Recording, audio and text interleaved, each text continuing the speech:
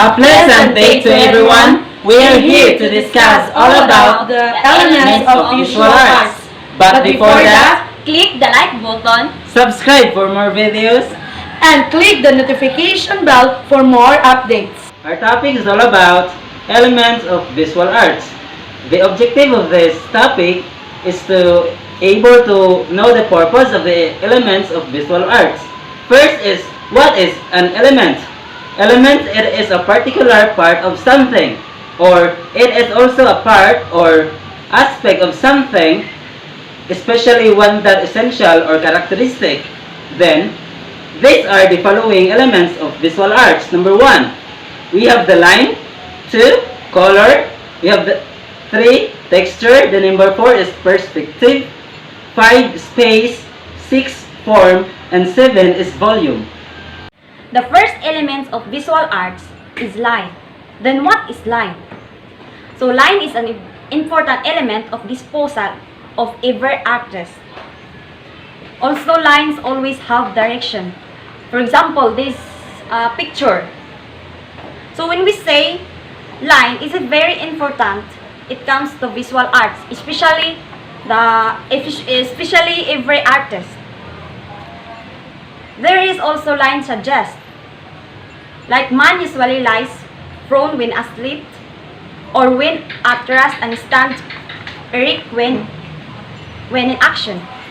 Also, man has learned that certain emotional states find expression in definite position. There are two classifications of lines. First, straight line. The second one is curved line. When we talk straight line, it is a straight line. It is a basic framework of many forms, but it lacks softness and flexibility, like this. Straight line consists in 3. First, horizontal line. The second one is vertical line. The third is diagonal line. When we talk horizontal line, it is our lines repose and serenity, like this. Horizontal lines are found in reclining persons, in landscape, calm bodies of water, and in the distant meeting of the earth and sky, which is called horizontal. Application of horizontal line in arts, like this. The second one is vertical lines. It is lines that denote action, like this. They suggest poise, balance, force, aspiration, exaltation, and dynamism. Vertical lines also tend to express as well as arouse emotions and exaltations and attitude. The Gothic cathedrals expressed the aforementioned sentiments that possessed the souls of Northern Europe, Middle Age. Application of vertical lines in art, like this. The third one is diagonal lines. It is suggest action, life, and movement, like this. Almost every object in action assumes a diagonal line. As masters in any arts try to perfect their technique, they are able to work more or less instinctively, and they begin to express themselves more and more through the freedom, buoyancy, and grace of curved lines. The second classification of lines is curved lines. It is suggests grace, subtleness, direction, instability, movement, flexibility, joyousness, and grace, like this. The restrained curved lines, exemplified in the woman's body and the bamboo stem, were, according to Philippines legend, man and woman sprung by Carlo Butong Francisco. Curved lines consist crooked or jagged lines. It is expressed energy, violence, conflict, and struggle, like this. There are 3 classifications of crooked or jagged lines. First, lines which follow or repeat one another. The second one, it is lines which contrast with one another. The third one, transitional lines which modify or soften the effect of others. Repetition. It occurs when two or more lines are drawn within a corner, like this one. Then, transitional lines modify the sharpness of vertical and horizontal lines, giving a harmonizing effect, like this. Then, in painting, there should be an organic unity of lines to produce balance and symmetry, promotion of length and width and right. So the second elements of visual arts is color. So what is color? According to Merriam-Webster, color is something used to give color to something. So can you imagine, without color, our surrounding is lifeless and we cannot feel the emotion. So it's emotionless. So according to this is a property of light. The light of the sun contains all the color of the spectrum, like violet, indigo, blue, green, yellow, orange, and red. So in visual arts, so the type of visual arts, there are the painting, sculpture, and architecture.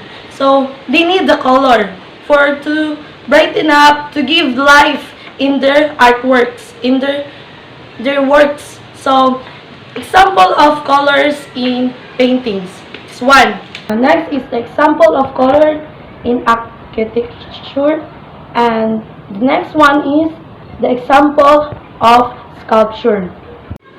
The third element of visual arts is texture. During the 19th to 20th centuries, a high premium was placed on very smooth surfaces and forms. A group of painters, including Cézanne, Picasso, and others, emphasized texture by purposely making portions of the paintings rough. Texture is being used by sculptors, architecture, paintings, and any other forms of art. Is an element that deals more directly with the sense of touch. Also, it is best appreciated when an object is touched with our hands. It is the preserved surface quality of a work of art. It is an element of two-dimensional and three-dimensional design and is distinguished by its perceived visual and physical properties. Use of texture, along with other elements of design, can convey a variety of messages and emotions. There are two varieties of textures: the physical texture and the visual texture. Example of texture smooth rough is this one. Next, examples of texture in painting smooth rough is this one. Next example again, examples of texture in architecture smooth rough.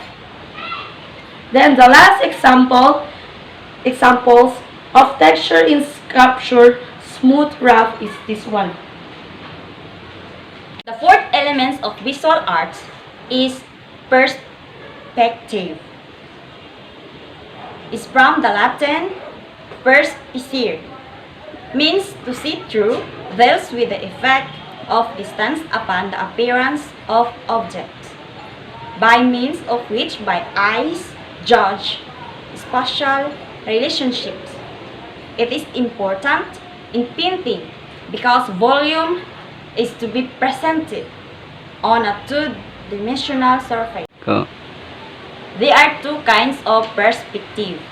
First, linear perspective, and second, real perspective. When we talk linear perspective, it is the representation of an appearance of distance by means of converging lines. Aerial perspective, it is the representation of relative distance of objects by gradations of tone and color. For example of perspective in paintings, architecture, sculpture. The fifth element of visual arts is space. Space refers to distance or areas around, between, or within components of a piece. Space can be positive, white or light, or negative, black or dark, open or closed, shallow or deep, and two-dimensional or three-dimensional. Sometimes space isn't actually within a piece, but the illusions of it is. Example of space in painting: positive space, negative space. Example of space in architecture and sculpture. This is the sixth element of the visual arts. It is the form. Form says that it applies to the overall design of a work of art.